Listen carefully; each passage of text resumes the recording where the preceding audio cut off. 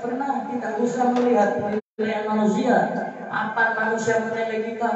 Sok apa gimana? Nggak usah pikiri. Judulnya bebek lakukan perkara sih saya. Jadi setiap perbuatan buruk, setiap perbuatan baik manusia itu pasti ada yang tidak suka. Makanya kita tidak usah mencari pandangan atau penilaian manusia. Cukuplah Allah sebagai penilai, Nabi sebagai penilai. Karena sebaik apapun kita, kalau kita berhadapan atau bertemu atau berdampingan dengan orang yang memiliki hati yang jahat, ya tetap saja kebaikan kita akan dipandang sebuah keburukan. Kebaikan kita apapun itu pasti akan dipandang oleh orang yang hatinya jahat sebagai keburukan. Makanya orang usah mikiri omongannya wong loko fight. Tidak ada manfaatnya kita memikirkan omongan orang lain yang jelek kepada kita. Tidak ada manfaatnya mikirin omongan orang lain yang beranggapan kita ini itu dan lain sebagainya. Ya, nggak usah dipikirin. Artinya bikin pusing saja, mikirin gampang-gampang bahaya. Terus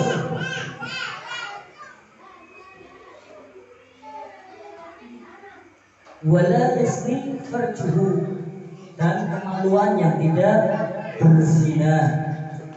Jadi amal yang paling disukai Allah selanjutnya ialah seorang laki-laki ataupun perempuan yang bisa menjaga kemaluannya agar tidak berzina. Berzina itu tidak harus melakukan hubungan badan antara laki-laki dan perempuan, tapi ia menjaga syahwatnya dari kemaluannya, baik laki-laki ataupun perempuan, biar tidak menjadi syahwat sehingga menjadikan pemikirannya buruk, ya, pemikirannya nafsu kepada lawan jenis. Itu ikutnya berzina itu. Zina apa? Zina akale, zina pikirannya. Contohnya zina akali, zina pikirannya apa? Gak ada medan ataupun gak ada benda yang kita lihat. Tidak ada benda yang kita lihat. Gak ada perempuan ataupun laki-laki gak melihat perempuan, perempuan gak melihat laki-laki, tapi membayangkan seakan-akan saya sedang berjumpa kepada orang yang saya cintai. Benar orang? Itu namanya zina itu. Zina apanya? Utaknya zina, pikirannya zina, matanya tahu orang apa-apa. Contohnya apa? Anak tengah sawah lagi ngising, mau dia ngising ke tengah sawah, dibubut, ya ngising. Daripada panas apa mikir ya, mikir apa? Mikir bojone ke Jakarta. Tapi kan saya mikirin bojone orang apa maksud saya. Ya sing dimedeni mikirin kudu mikirin bojone, mikirin bojone wong liya. Ibaratnya lagi mikirin bojone wong liya jalan-jalannya duduk berduaan, bayangkan. Berarti zina akal, zina pikiran, sampai yang mengeluarkan daripada sperma. Nah, tandanya dia telah berzina. Jadi zina itu tidak harus melihat, menyentuh ataupun merasakan secara langsung. Itu biasanya terjadi pada kaum jombloan nganti yang tidak bisa menjaga daripada syahwat dan nafsunya. Ayo, para jomblo hati-hati ya, muklis langsung apa nyong sama stop. Sawan memuncak langsung majing kamar. Majing kamar ada apa? Ada apa? Zikirnya ada apa? Until zikir. Zikir until. Jadi oh zikir astagfirullahaladzim. Alvin nggak usah manis mah. Hindar zina. Kata siapa orang yang berzina itu? Hanya orang jomblo atau berjombloan. Orang yang sudah memiliki suami ataupun istri pun Jika ia tidak bisa menjaga daripada pandangan kedua matanya, pikirannya, ya bisa terjangkit penyakit zina. Contohnya dijalankan di pertolongan. Mas, tolong boncengin saya mas ya ke Pegadaian. Tetangganya itu janda, setiap pagi itu rambutnya basah. Sudah basah, kulitnya wangi, sampoannya pakai sampo Head and Shoulders. Head and Shoulders-nya sampai botol. Wanginya sudah sampai 5 km tercium bau wanginya sampo Head and Shoulders. Ini contohnya Oji yang disuruh. Oji, ayo anterin saya ke Pegadaian. Saya mau gantiin cincin buat bayar sekolah anak saya. Suami saya itu udah meninggal. Iya, nurut. Oji, Khairunas dalilnya Khairunas atau Inas. Sebaik-baiknya manusia ya bermanfaat untuk manusia lainnya. Itu dalilnya Oji yang ada dalam hati. Nyong kudu kayak manfaat mari wong. Jandanya seksi, pakaiannya seksi. Mas saya bocahnya di mana ya? Di belakang ya, iya. Wes ra pertama nek di rumah ya ora setelah manuk barang dalan kejabot gogrol ya bae. Jeblok. Wet ditipu ceklang weteng Oji. Ayo. Oji wis mulai ketar-ketir. Apa dadi Khairunas anfa'u linnas ora ya? Wis nanggung ya amale saja kejambon ya. Lanjut be ora apa-apa rezeki. Ayo. Bisa yo nang Pegadaian Oji Mas. Aduh. Dadi wong sing manfaat mare wong liya ngelu ya. Akhirnya sampai pulang. Ketika pulang, namanya manusia punya akal ya, punya ingatan, terbayang kisah tadi. Gak ada orangnya di rumahnya sendiri yang bayangin. Seandainya saya bisa meminang dirinya duduk bersamaku saat ini, melepas rindu berdua. Nafsu sampai memuncak. Itulah. Nah, ya, jadi seperti itu ya. Menjaga kemaluan dari perbuatan zina. Dan orang yang bisa menjaga kemaluan, terlebih seorang pemuda atau pemudi yang bisa menjaga kemaluannya dari perbuatan zina, maka ia akan dihindarkan atau terbebas daripada api nerakanya Allah. Allah menjamin yang al-surga. Orang yang bisa menjaga, ya, bagi seorang pemuda yang belum menikah atau pemudi yang belum menikah bisa menjaga daripada kemaluannya, akalnya, pikirnya adalah berbuat zina, maka ia akan dijamin masuk surga oleh Allah Subhanahu wa Ta'ala.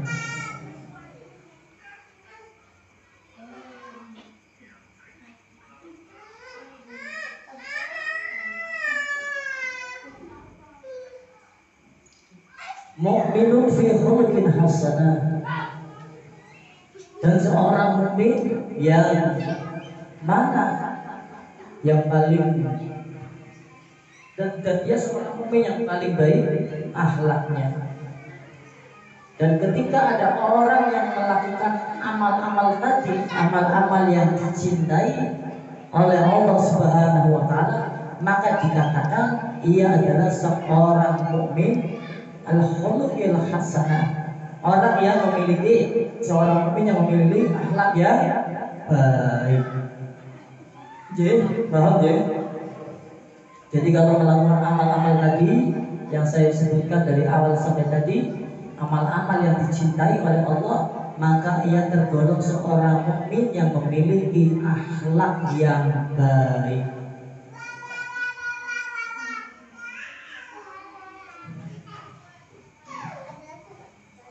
Terus lelaki tadi bertanya juga kepada Allah Subhanahu wa Ta'ala, qala wa ibadika syarru amalan.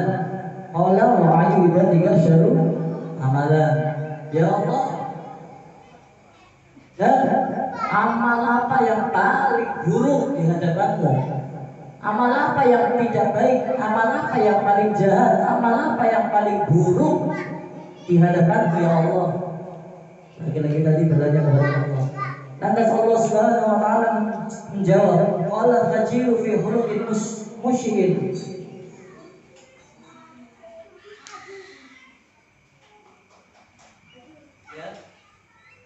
Lantas Allah Subhanahu wa taala menjawab, "Fajiru fi khuluqil musyrikin.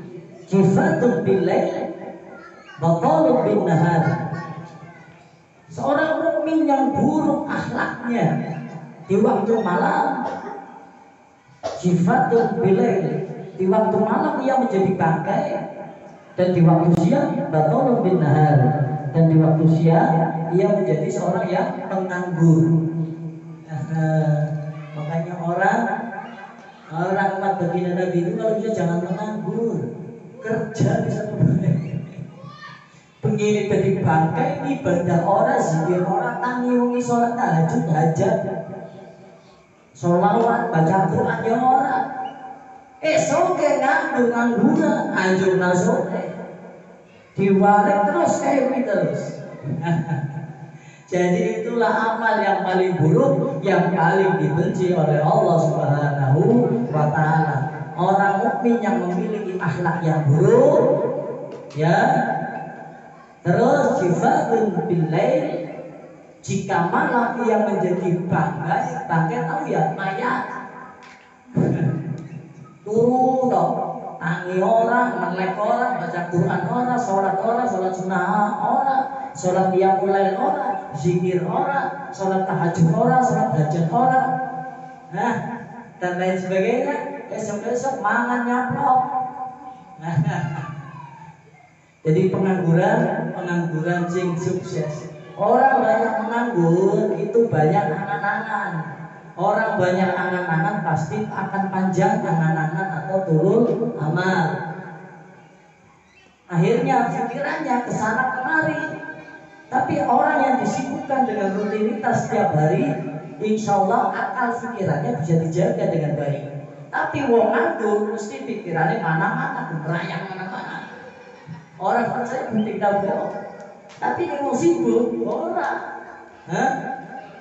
Makanya jangan sampai kita melakukan amal di mana amal itu amal yang paling buruk di hati Allah, yaitu memiliki akhlak yang buruk sebagai orang mukmin, dan di malam hari kita menjadi bangkai, siangnya menjadi seorang yang pengangguran.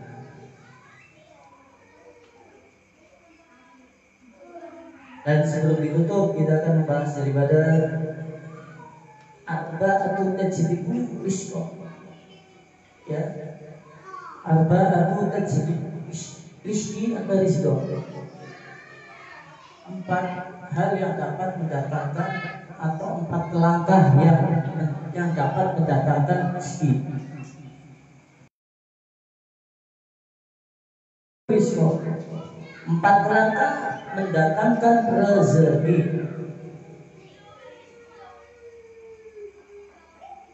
Wa 'anil Imam Syafi'i rahimahullah taala. Al-Imam dari Al-Imam Asy-Syafi'i rahimahullah taala. Arba'atun tajlibu rizqa. 4 langkah yang dapat mendatangkan rezeki. Yang pertama, qiyamul lail, salat malam. Yang kedua, wa kasratul istighfari bil ashar, ya, memperbanyak daripada istighfar pada waktu dini hari. Dini hari itu jam 12 malam melangkah, jam 1, jam 2, jam 3, jam 4, dini hari. Ini yang mengatakan siapa? Al-Imam Syafi'i radhiyallahu anhu. Ada 4 langkah yang dapat mendatangkan tajlibu rizqa.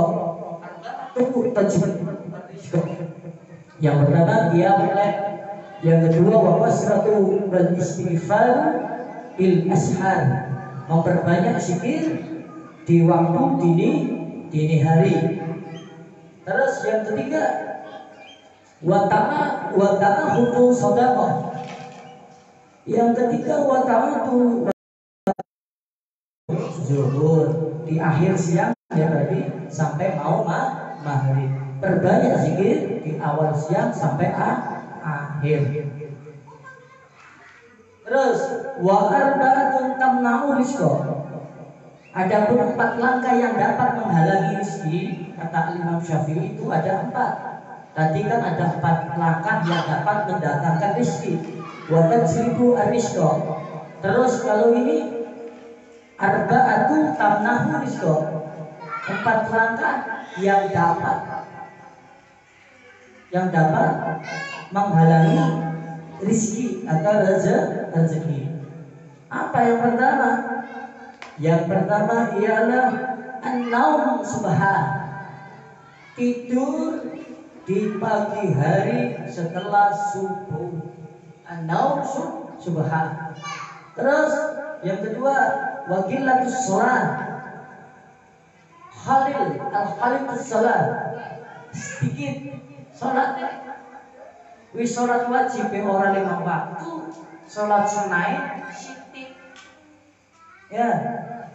Sholat sunah rawatib sithik. Sholat sunah yang lainnya sithik. Cewek 5 waktu deh bolong. Ya itu ya menjadi sebab menghalangi rezeki ini jenengan terhalang. Terus wal kasal wal hiyana. Bersifat wal kasal wal hiyana, bersifat malas ya dan khianat. Itu orang yang memiliki sifat malas seorang mungkin dari orang sukses dunia dan akhirat. Terus apa maning wong ana disiplin ya mesti mau malas. Ingin sukses dunia akhirat, disiplin, jujur, jangan malas, ya, rajin, ya, banyak ikhtiar, yakinnya besar, usahanya banyak, terus pantang menyerah, punya himmah atau semangat untuk melakukan sesuatu. Wis males bukan melakukan sesuatu, pengen mana-mana jangan besok sukses, ya. Makanya Imam Syafi'i mengatakan yang dapat menghalangi rezeki seseorang ialah wal kasal, malas itu dapat menghalangi rezeki seseorang. Makanya kamu ngomong kowe nang mananggur mari majelis baik lakukan apa baik sih perlu dilakukan apa sing rezeki apa mangane anu apa itu bisa menyebabkan jenengan itu dapat rezeki. Orang percaya bukti bae sih, ya. Wong sing sering gawe sibuk awake dhewe rezeki akeh. Tapi sibuk sing apik, terutama sibuk yang mengarah kepada urusan akhirat, terutama sibuk yang mengarah urusan hikmah kepada agama, kepada ilmu, kepada nabi, kepada Allah dan kepada para ulama. Maka itu bisa mendatangkan rezeki yang banyak. Contohnya aku mangan tulis turun-turun anu apa ya, mari majelis sampai sibuk dilakukan. Oh iya makane manuk apa ya, sing majelis apa ya, beberes. Itu tujuannya niatnya untuk khidmat pada ilmu. Nanti Allah akan lapangkan, akan mudahkan rezekinya. Jadi seperti itu, ya. Terus yang dapat menghalangi rezeki selanjutnya yang terakhir ialah khianat. Khianat ialah orang yang diberikan amanah tapi tidak bertanggung jawab. Kamu pikir berangkat jam 9 sampai majelis ya, berangkatnya jam 10. Pikir bersihnya lantai yang benar ya, enggak bersih tidur. Khianat itu. Dikasih tanggung jawab gak dijalankan. Makanya jangan mudah untuk menerima tanggung jawab. Ya, nggak sembarangan deh orang ya. Seperti itu nggak sembarangan. Itu akan diminta pertanggungjawaban sama Allah kelak di akhirat. Kalau jaga di rumah ya, ibu mau ke pasar, kamu jangan keluar. Kamu malah keluar. Khianat kamu dengan ibu kamu. Jadi orang yang khianat ya mesti rezeki angel. One rajin, sholatnya rajin, sholat sunahnya rajin. disiplin, tapi gue sifat hianat, ning dipercaya mesti hianat. Terus aku cekinan kan bisa bae, kok wis rajin, salatnya bener, amale apik, tapi gue sifat hianat, orang mau rezekine enak kok. Jadi seperti itu, makanya perlu kita introspeksi diri, jangan sampai kita hianat dengan tanggung jawab yang telah kita dapat. Jadi seperti itu.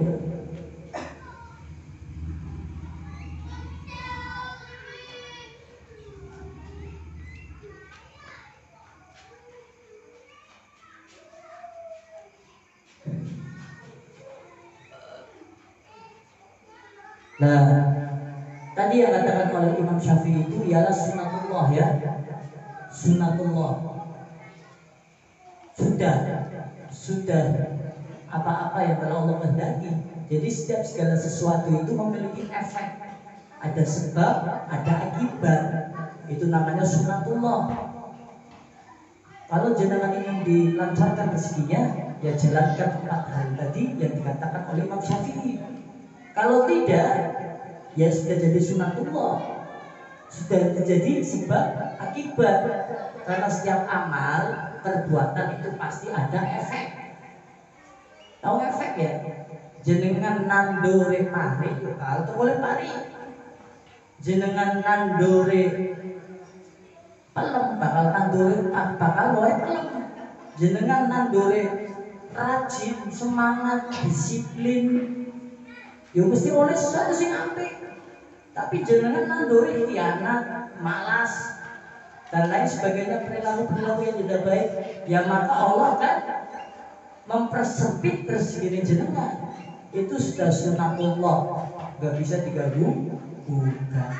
Jadi taklim malam ini insya Allah jenengan bisa memahami dan bisa mengamalkan yang baik dan bisa menjadi pribadi yang baik, menjadi orang yang bertanggung jawab, menjadi seorang mukmin yang berakhlak, berkarimah, yang disiplin, yang taat, ya, dan bisa menjadi seorang mukmin yang bisa mengamalkan amalan-amalan yang diridhoi, yang dicintai oleh Allah Subhanahu wa taala, dan bisa menjadi umat baginda Nabi Muhammad SAW yang selalu menjauhi daripada perkara maksiat, baik maksiat itu kecil ataupun maksiat itu besar, baik secara sendiri atau terang-terangan.